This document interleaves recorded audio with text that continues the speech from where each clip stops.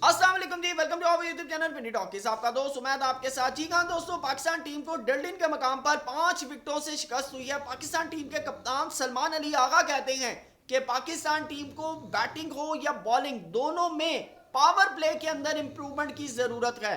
दूसरी तरफ हारिस रऊफ ने किया है हैरान कुन तौर पर एक इंकशाफ। कहते हैं कि जब कोई फॉरनर बॉलर पाकिस्तान आते हैं तो वो पाकिस्तानी कंडीशन में हमसे बॉलिंग करने के तरीके सीखते हैं और हम कहते हैं कि वी विल ट्राई। जी हाँ, यानी कि हम कोशिश करते हैं, लेकिन हैरान कुन तौर पर जब वो बॉलर्स पाकिस्तान की कंडीशन में बॉलिंग करते हैं तो उनका इकोनॉमी रेट पाकिस्तान के बॉलर्स के कंपैरिजन में कम होता है, विकेटें ज्यादा होती हैं। क्या अपडेट्स आ रही है इसके ऊपर आपके साथ बात करेंगे। दूसरा, हारिस रऊफ शिकवा करते हैं पाकिस्तान के कुछ क्रिकेट एक्सपर्ट से, क्रिकेट फैन से, जो कि इंतजार करते हैं पाकिस्तान की हार का ताकि पाकिस्तान टीम पर वो तनकीद कर सकें। हारिस रऊफ कहते हैं कि पाकिस्तान के जो यंगस्टर्स को मौका दिया है 10 से 15 मैचेस मिलने चाहिए। क्या अपडेट्स आ रही हैं इसको आपके सामने रखेंगे। दूसरा दोस्तों, आपके साथ एक स्टार्ट शेयर करेंगे कि पाकिस्तान टीम पिछले 2 साल के अंदर सिर्फ और सिर्फ जो है कनाडा, आयरलैंड और जिम्बाब्वे के खिलाफ टी20 जीती है या फिर न्यूजीलैंड की बीसी टीम के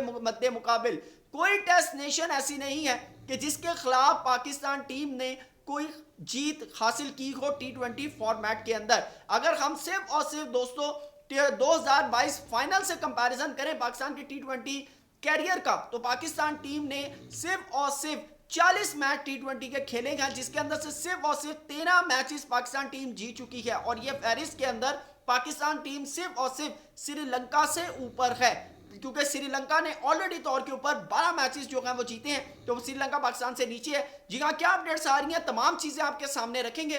चैनल पे नए आए हैं तो चैनल को सब्सक्राइब करें, वीडियो पसंद आए तो लाइक भी करें और कमेंट सेक्शन में अपनी कीमती राय से जरूर आगाह कीजिएगा। दोस्तों, पाकिस्तान टीम के कप्तान सलमान अली आगा ने पाकिस्तान की हार के ऊपर आज हैरान कुन तौर पर उनका कहना था कि पाकिस्तान ने जो पिछले मैच के कंपैरिजन में आज हमारे बैटर्स ने, हमारे बॉलर्स ने बहुत ज्यादा, यानी कि उनके इंटेंट के अंदर जो है इंप्रूवमेंट आया। पाकिस्तान की बॉलिंग जो है वो कदरे बेहतर रही, लेकिन हम पावर प्ले के अंदर उस तरह शो नहीं कर सके जिस तरह हमें करना चाहिए था। खास तौर पे शाहीन शाह अफरीदी ने जहां पहले ओवर में मेड इन ओवर किया, लेकिन उसके बाद दूसरे ओवर में टिम सेफर्ट के स्ट्रेट 4 छक्कों ने जो है शाहीन अफरीदी की बत्ती गुल कर दी, जिसके ऊपर हारिस रऊफ कहते हैं कि वो जो छक्के थे वो छक्के नहीं थे, वो बेसिकली कैच थे। मुझे ना ये बात समझ नहीं आती भाई, वो सारे कैच होते हैं। पवेलियन में से अगर कोई जो स्पेक्टेटर अगर उस बॉल को पकड़ ली तो वो कैच ही कहलाता है, लेकिन जब कोई बॉल उड़ती हुई बाउंड्री क्रॉस कर जाए तो वो छक्का कहलाती है।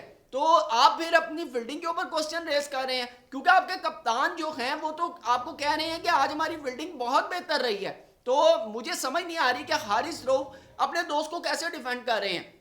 दूसरी तरफ अगर पाकिस्तान की आज अगर हम बॉलिंग की बात करें तो दोस्तों, बॉलिंग के अंदर पाकिस्तान की खास तौर के ऊपर जो है आज हारिस रऊफ ने बड़ी अच्छी बॉलिंग की। 6.6 इकॉनमी से उनको रन हुए।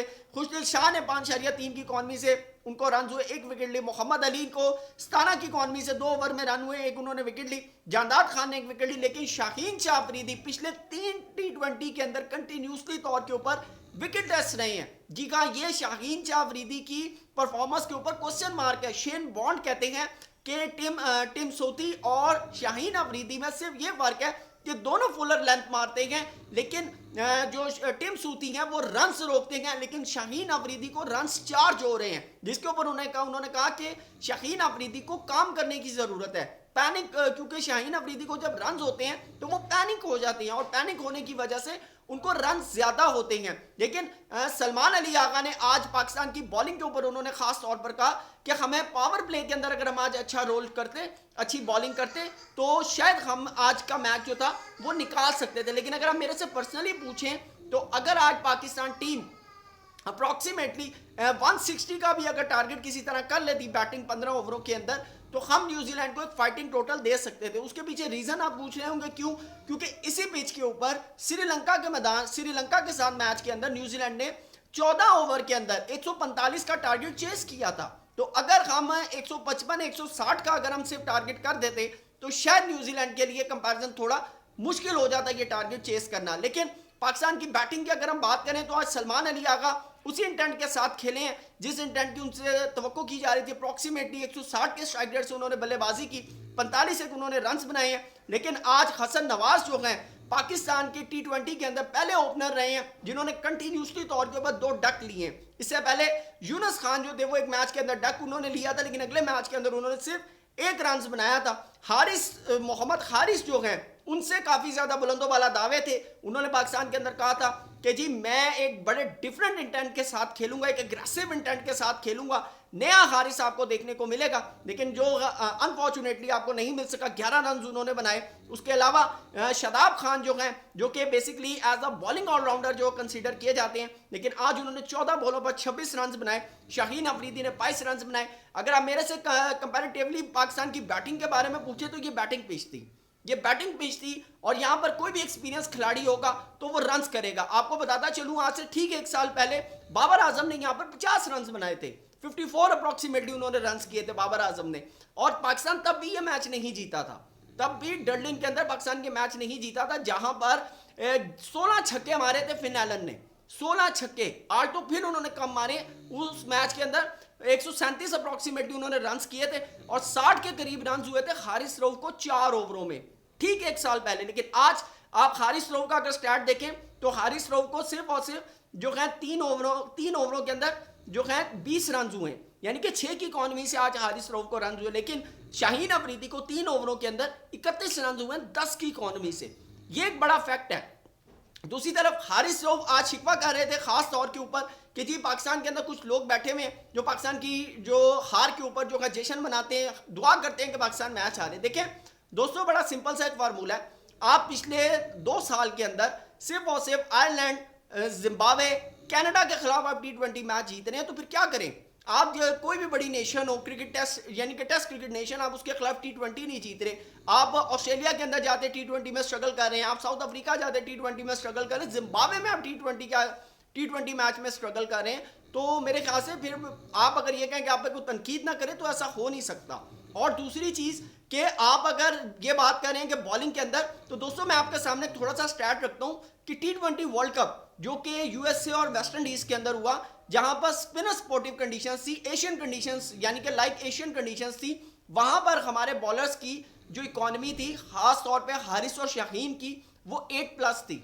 आप अंदाजा 7+ थी, जबकि बाकी जितने बॉलर हैं पाकिस्तान के अंदर सिर्फ और सिर्फ इमाद वसीम और मोहम्मद आमिर की, इमाद वसीम की 4.2 थी और मोहम्मद आमिर की 4.5 थी। सिर्फ और सिर्फ जसप्रीत बुमराह थे कि जिनकी इकॉनमी 4.1 थी और वो भी इस वजह से कि वो फाइनल तक गए थे। तो ये हमारा एक कंपैरिजन है। बाकी जहां पर हारिस रऊफ ने कहा कि पाकिस्तान की कंडीशन के अंदर, तो आप अभी सिर्फ चैंपियंस ट्रॉफी में देख लें कि तमाम बॉलर्स की जो इकॉनमी थी वो 6 की थी या 6 से नीचे थी, जितने भी फास्ट बॉलर्स थे। तो अगर आप पाकिस्तान के बॉलर्स का कंपैरिजन करें तो हमारी 8 की इकॉनमी थी। हम डेथ ओवर के जो आखिरी 10 ओवर थे हमने 130 रन दिए पाकिस्तान की कंडीशंस में, एशियन कंडीशंस में। दूसरी बात, आप अगर 2023 वर्ल्ड कप उठाकर देखें तो जहां पर तमाम बॉलर्स को अप्रॉक्सीमेटली 5 की इकॉनमी से 6 की इकॉनमी से रन हुए, हमारे हारिस और शकीन को 7 बल्कि 8 की इकॉनमी से रन हुए हैं। वो ऑस्ट्रेलिया वाला मैच जहां पर हारिस रऊफ को 90+ रन हुए थे ऑस्ट्रेलिया के खातों, जहां पर डेविड वार्नर ने एक जबरदस्त किस्म की धुलाई की थी हारिस रऊफ की। तो ये फिर उसके बाद अगर जस्टिफिकेशन दे देंगे, लोग आते हैं पाकिस्तान और आकर हमसे पूछते हैं कि आप इस कंडीशन में बॉल कैसे करते हैं, तो वो मेरे ख्याल से किसी मायने खेज नहीं रहती। फिर अगर आप ये कहें कि आप पर तनकीद ना हो, तो तनकीद तो होगी, क्योंकि जब आप गलत कोटेशन या गलत रन कोट करेंगे तो फिर आप पर उसका रिएक्शन आएगा। दूसरी तरफ जहां पर हारिस रऊफ ने यह बात की कि जी आप अगर यंगस्टर्स को मौका दे रहे हैं और इनको 10-15 मैचेस देने चाहिए, मैच में बिल्कुल बैक करता हूं। पहला तो मैं क्वेश्चन रेज करता हूं कि आपने हसन नवाज को, आपने अब्दुल समद को जो टीम में लाने में आपने जल्दी की। आप देखें साहिबजादा फरहान और बहुत से लड़के डोमेस्टिक के अंदर रन कर रहे हैं। साहिबजादा फरहान हर डोमेस्टिक सीजन के अंदर 500-600-700 रन करता है, लेकिन और ऑस्ट्रेलिया के अंदर, सिडनी के अंदर उसने 50+ रन किए, लेकिन उसके बाद आज वो टीम के अंदर नहीं है। ये क्वेश्चन रेज होता है जब आप किसी भी मेरिट वाले बंदे को टीम के अंदर जगह नहीं देंगे, तो फिर आपके ऊपर क्वेश्चन रेज होगा। लेकिन मैं फिर ये बात करता हूं कि अगर आपने हसन नवाज को, अब्दुल समद को, इन लोगों को अगर आपने मौका दिया है तो भाई फिर आप इनको टाइम दें, इनको फिर आप 10 से 15 मैचेस दें, जिस तरह आपने साइम अयूब को दिए। मैं बड़ा क्लियर इसके ऊपर अपना विजन दे रहा हूं कि आपको खास तौर पर फिर इनको टाइम देना पड़ेगा। दूसरी, अगर आप बॉलर्स की बात करते हैं, मोहम्मद अली की, जादाद खान की, बॉलर्स जो है वो सेट हो जाते हैं। बल्कि मेरे से अगर आप पूछें तो आपको टी20 के अंदर आकिब जावेद को मौका देना चाहिए, आपको वसीम जूनियर को मौका देना चाहिए, अब्बास अफरीदी को आपको मौका देना चाहिए, क्योंकि बॉलर सेट हो जाते हैं। हमने आमिर को ट्राई किया, हमने और बहुत से फास्ट बॉलर जो थे, नसीम शाह जो थे, हमने उनको अंडर 19 से उठाकर टीम में ले आए थे।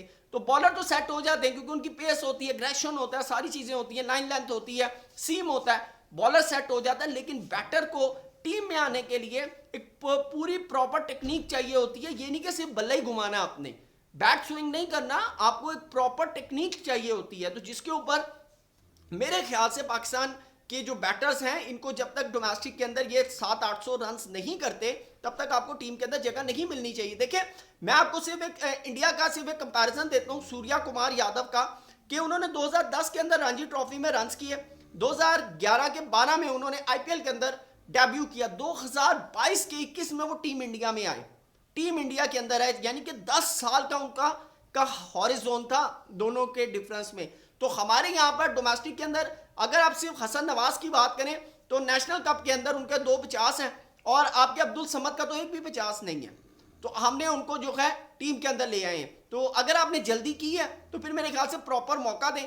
दूसरी तरफ जहां तक हारिस रऊफ की बात है तनकीद करने वाली, तो दोस्तों जब आप टेस्ट नेशन के खिलाफ हारेंगे, आप BC टीम से मैच जीतेंगे, आप आयरलैंड, कनाडा और जिम्बाब्वे के खिलाफ मैच जीतेंगे, तो फिर तनकीद होगी, फिर तनकीद बनती है, क्योंकि आप वो टीम नहीं है। हम वो टीम है कि जिसने कंटिन्यूसली 11-12 सीरीज जीती हुई है टी20 के अंदर। हम 2019 के लाइजोन के अंदर या हॉरिजॉन के अंदर दुनिया में नंबर 1 टी20 टीम थे। तो आज जब हम इस स्ट्रगल के ऊपर पहुंचे हैं तो हम आप लोगों की वजह से पहुंचे हैं, क्योंकि आप लोग रिप्रेजेंट कर रहे हैं पाकिस्तान को। तो सवाल भी आप लोगों से होगा। आपकी क्या राय है कमेंट सेक्शन में जरूर बताइएगा। Thank you so much. Allah Hafiz.